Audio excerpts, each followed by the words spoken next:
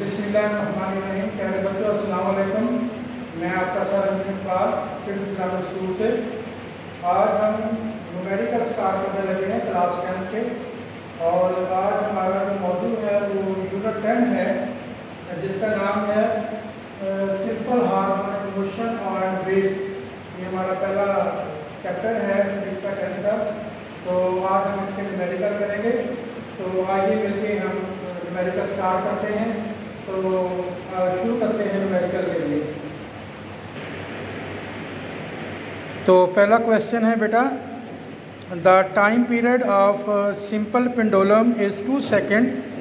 के एक simple pendulum है, ये आपने टॉपिक पढ़ा हुआ है, उसका टाइम पीरियड 2 सेकेंड है। और what will B its length on earth. इस सिंपल पेंडुलम को हम जब ज़मीन पर रखेंगे तो उसकी लंबाई क्या होगी। And what will B its length on the moon. और चांद पर इस सिंपल पेंडुलम की लंबाई क्या होगी।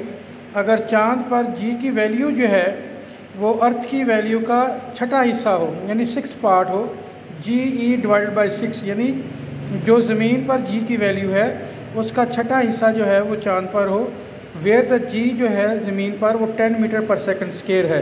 तो ये हमारा क्वेश्चन है। Let's start. कि अब हम इसको शुरू करते हैं और इसको सॉल्व करते हैं जी। तो आइए बेटा अब हम इसको सॉल्व करते हैं। मैंने आपके सामने पहले क्वेश्चन का डाटा लिख दिया है। इसका टाइम पीरियड है सिंपल पेंडुलम का वो 2 सेकंड है। जी की वैल्यू जो है वो अर्थ पर वो 10 मीटर पर सेकंड स्क्वायर है, और मून पर जी की वैल्यू जो अर्थ की वैल्यू है उसका 6 पार्ट है। जब 10 को मैंने 6 में डिवाइड किया तो आंसर आ गया 1.67 मीटर पर second square. Length on earth और लेंथ ऑन मून जो है वो हमने फाइंड करना है। तो अब हम इसको सॉल्व करते हैं, और इसके लिए हम इसका जो है फार्मूला जो है वो अप्लाई करेंगे सिंपल पेंडुलम का। तो उसका फार्मूला है टाइम पीरियड का, वो लगाते हैं P = 2 पाई L/G√। तो ये फार्मूला है। अब आप इसमें गौर करें कि हमने L फाइंड करना है और L यहाँ पड़ा हुआ है। तो सबसे पहले हम इसका √ जो है वो खत्म करेंगे और इसको सॉल्व कर फार्मूला रेंज करते हैं। सबसे पहले हम इसका स्क्वायर लेंगे, taking square on both side, यानी हमने दोनों साइडों का स्क्वायर ले लिया। तो बन गया P का स्क्वायर 4 पाई का स्क्वायर, इसका स्क्वायर हो गया, 2 का स्क्वायर, ये 4 हो गया, और L/G का √ जो खत्म हो गया। अब चूंकि हमने L फाइंड करनी है तो L के साथ जो चीज़ें मल्टीप्लाई हो रही है वो आगे डिवाइड हो जाएगी, जो डिवाइड हो रही है वो इसके साथ आकर मल्टीप्लाई हो जाएगी। तो L फाइंड करने के लिए हम लिखेंगे P का स्क्वायर। तो ये G L पर डिवाइड हो रही है, ये आगे इसके साथ मल्टीप्लाई हो रही है, डिवाइडेड बाय ये L के साथ दोनों मल्टीप्लाई हो रहे थे, तो हमने इसको डिवाइड कर दिया। अब हमने क्योंकि पहले अर्थ का फाइंड करना है तो थोड़ा सा हम इसको रीअरेंज कर लेंगे। अर्थ की वजह से यहाँ हम E लगा देंगे और G के साथ भी E लगा देंगे। पता चलेगा कि हमने G जो है वो अर्थ की लेनी है। तो वैल्यूज पुट करते हैं। तो T आपके पास है 2, तो हम लिखेंगे 2 का स्क्वायर, और G की वैल्यू की अर्थ पर 10, वो 10 लिख देंगे, और डिवाइडेड बाय 4, और पाई की वैल्यू होती है 3.14, तो हम उसका स्क्वायर ले लेंगे। तो अब अपने मामले में करते हैं, इसको सॉल्व करते हैं।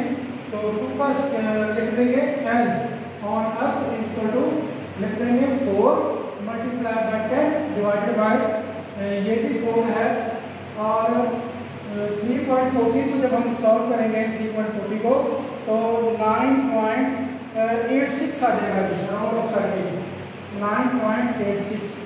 तो ये 4 से कट गया, और जब हमने इसको 10 को 9.86 पे डिवाइड किया तो आंसर आ गया 1.014 मीटर।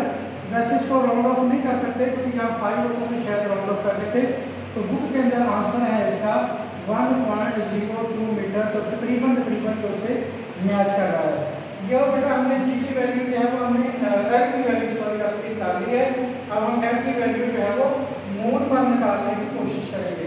तो वही फार्मूला जो हमने रीअरेंज किया था L के लिए, वही उसको हम देखिए लिया हुआ हमने, इसी को थोड़ा सा यहाँ E लिखा हुआ है वहाँ आप एम कर देंगे। फार्मूला सेम वही है, P पी का स्क्वायर, और पहले जी जो है हमने अर्थ की ली थी, अब हम जी मून की ले लेंगे और डिवाइडेड बाय 4 पाई स्क्वायर, तो 4 पाई स्क्वायर। अब हम इनकी वैल्यू शुरू करेंगे। पी की वैल्यू ये फिर वही आ गई 2 का स्क्वायर, और जी की वैल्यू जो हम निकाल के आए हैं मून की वो आपके सामने है 1.67, तो मैं लिखूँगा 1.67 और डिवाइडेड बाय 4 का 4 आ गया और पाई बाय 3.14 का स्क्वायर। तो ये 2 का स्क्वायर जो है इसे कट जाएगा और बाकी बच गया 1.67 डिवाइडेड बाय 3.14 का स्क्वायर। हमने यहाँ भी पहले बोला था, तो ये बना हुआ है 9.863। तो 9.86 को जब हमने 1.67 पे हमने 9.86 को डिवाइड किया तो आंसर बन गया हमारा 0.169। 0.169 9 काटेंगे तो बन जाएगा 0.17 मीटर। तो बेटा ये हमारा पहला सवाल जो है वो कंप्लीट हो गया है। तो अब हम अगले सवाल की तरफ जाते हैं। अब हम बढ़ते हैं दूसरे सवाल की तरफ। वो कह रहा है जी कि अ पेंडुलम ऑफ लेंथ, एक सिंपल पेंडुलम है जिसकी लंबाई कहता है 0.99 मीटर है, is taken to the moon. उस पेंडुलम को चांद पर लेके चले गए, यानी ये ज़मीन पर प्रैक्टिकल नहीं कर रहा, वो चांद पे लेके जा रहा है सिंपल पेंडुलम को। कौन ले गए हैं? बाय एस्ट्रोनॉट्स, जो खलाबाज होते हैं वो पेंडुलम को खलाई शटल के ज़रिए चांद पर ले गए हैं। The period of the pendulum, तो टाइम पीरियड जो है सिंपल पेंडुलम का वो है बेटा 4.9 second. What will be the value of g on the surface of moon. अब एक ही हिस्सा सॉल्व करना है कि जी की वैल्यू जो है वो चांद पर फाइंड करनी है। तो आइए हम इसको अब सॉल्व करते हैं जी। ये आपके सामने क्वेश्चन नंबर 2 का डाटा मैंने लिख दिया है। हमने इस क्वेश्चन पढ़ा था कि सिंपल पेंडुलम की लेंथ जो है वो 0.99 मीटर है और टाइम पीरियड 4.9 सेकेंड है। तो जी की वैल्यू जो है वो मून पर हमने फाइंड करनी है। पेंडुलम का फार्मूला वही जो फर्स्ट न्यूमेरिकल में लगा था वही लगाएंगे। तो फार्मूला लगाते हैं P = 2 pi L over G under root G. तो बेटा जी अब हमने जी फाइंड करनी है और जी फिर अंडर रूट में आ रही है, तो सबसे पहले हमें स्क्वायर लेना है इसका। तो लिखेंगे taking square on both side, यानी दोनों साइडों पे हमने स्क्वायर लेनी है। तो स्क्वायर लेने लगा उसका P का स्क्वायर, इसका स्क्वायर लिया तो 4 पाई का स्क्वायर L ओवर G। अब चूंकि ये मून की बात हो रही है तो मैंने GM कर दिया। तो बेटा जी हमें G फाइंड करने हैं, तो G का चला जाएगा और T का स्क्वायर इधर आ जाएगा, तो हो जाएगा इंटरचेंज हो जाएगा। तो बन जाएगा G moon P = 4 pi square L over T square. तो सिंपल सा क्वेश्चन है। 4 का 4 आ गया, पाई की वैल्यू होती है 3.4 पाई स्क्वायर है, सॉरी तो ये मैं स्क्वायर छोड़ रहा था, 3.14 का स्क्वायर। तो मल्टीप्लाई एल जो है वो आपके पास 0.99 है मीटर, और पी का स्क्वायर जो है बेटा जी वो आपके पास है, ये सफ़ा जो है 4.9, तो उसका स्क्वायर है। बेटा जी हम इसका स्क्वायर खोलेंगे, इससे मल्टीप्लाई करेंगे, फिर इससे मल्टीप्लाई कर देंगे, फिर जो आंसर आएगा फिर इसका स्क्वायर लेंगे, उस पर डिवाइड कर देंगे। तो हमने इसका स्क्वायर लेना है, तो मैंने जब इसका स्क्वायर लेके इसको मल्टीप्लाई किया तो आंसर बना 39.044016